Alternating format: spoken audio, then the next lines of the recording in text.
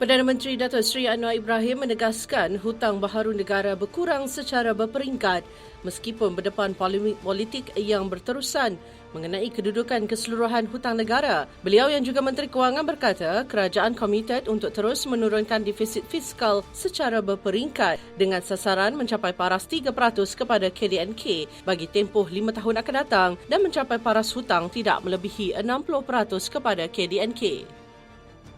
Hasil yang diterima oleh Kerajaan Persekutuan disalurkan kembali kepada semua negeri melalui pelaksanaan projek-projek pembangunan Kerajaan Persekutuan. Timbalan Menteri Kewangan Lim Hui Ying berkata, projek pembangunan itu meliputi aspek pendidikan, kesihatan, keselamatan, pengangkutan dan sebagainya. Sebanyak 200,000 kotak suara rahmah disasar untuk dikumpul bermula 31 Ogos ini hingga hujung tahun bagi membantu golongan memerlukan di seluruh negara. Timbalan Menteri Perdagangan Dalam Negeri dan Kos Sara Hidup, Datuk Dr. Fuziah Salih berkata, misi itu dilancarkan oleh Pasaraya Maidin Mohammed Holdings Berhad atau Maidin di semua cawangan seluruh negara. KPDN dan Maidin turut memperkenalkan pakej Baku Rahmah yang disesuaikan untuk keluarga B40, warga emas dan mahasiswa agar bantuan lebih bersasar serta inklusif. Kementerian Pembangunan Usahawan dan Koperasi KUSKOP melaksanakan pelbagai inisiatif bagi membantu peniaga kecil termasuk penyiaran penstriman langsung melalui studio TikTok untuk memasarkan produk mereka. Timbalan Menteri Pembangunan Usahawan dan Koperasi Datuk Seri Ar-Rahman yang berkata KUSKOP turut menyediakan program bimbingan melalui Institut Keusahawanan Negara INSCAN serta menganjurkan karnival keusahawanan seperti Hari Peniaga dan Penjaja Kecil.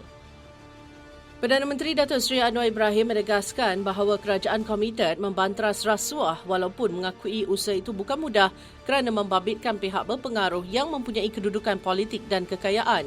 Beliau berkata tanpa tadbir urus yang baik, negara tidak mungkin dapat dipacu ke tahap lebih tinggi serta menjamin masa depan rakyat. Tegas beliau, kejayaan pembangunan negara hanya akan bermakna sekiranya manfaatnya dirasai rakyat terbanyak, terutama melalui usaha membasmi kemiskinan tegar serta meningkatkan keupayaan bakat generasi muda.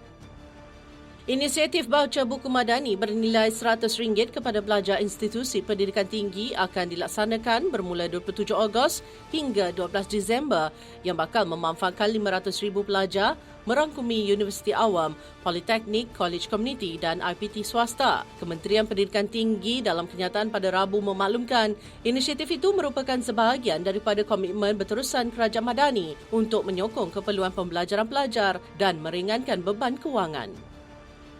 Sebanyak 98.8% daripada sasaran membina 500,000 unit rumah mampu milik di bawah rancangan Malaysia ke-12 telah berjaya dicapai setakat ini. Perdana Menteri Datuk Seri Anwar Ibrahim yang juga Menteri Kewangan berkata, setakat Jun lepas, sebanyak 493,874 unit rumah telah siap atau berada dalam pelbagai peringkat pelaksanaan.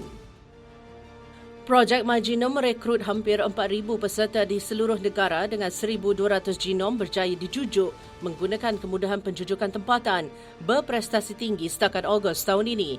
Menteri Kesihatan Datuk Seri Dr. Zulkifli Ahmad berkata, daripada jumlah itu, lebih 1,000 peserta berjaya direkrut mewakili komuniti Bumi Putra termasuk Kadazan Dusun, Bajau, Murut, Iban, Bidayuh dan Melanau. Jemaah Menteri memutuskan untuk menubuhkan sebuah jawatan kuasa khas menangani isu buli bagi menyelaras tindakan pelbagai kementerian dan agensi berkaitan. Mesyuarat pertama jawatan kuasa ini dijadual pada 2 September dan akan dipengerusikan Menteri di Jabatan Perdana Menteri, Undang-Undang dan Reformasi Institusi, Datuk Seri Azalina Osman Said. Penubuhan jawatan kuasa itu juga selaras beberapa pindaan kepada Kanun Keseksaan dan Akta Komunikasi dan Multimedia. Kerajaan tidak akan berkompromi dalam usaha untuk memerangi kartel yang telah merosakkan sistem ekonomi negara. Perdana Menteri Datuk Seri Anwar Ibrahim menegaskan, Kerajaan Madani telah berjaya memecahkan tembok kartel di negara ini dan usaha untuk memeranginya akan sentiasa diteruskan. Sambutan program tahunan Malaysia #Quran Hour akan dimasukkan ke dalam kalender pelancongan sebagai usaha mempromosikan pelancongan Islamik di Malaysia. Timbalan Perdana Menteri Datuk Seri Dr. Ahmad Zaid Hamidi berkata, cadangan tersebut akan diusulkan dalam mesyuarat Kabinet Pelancongan dan Kebudayaan akan datang.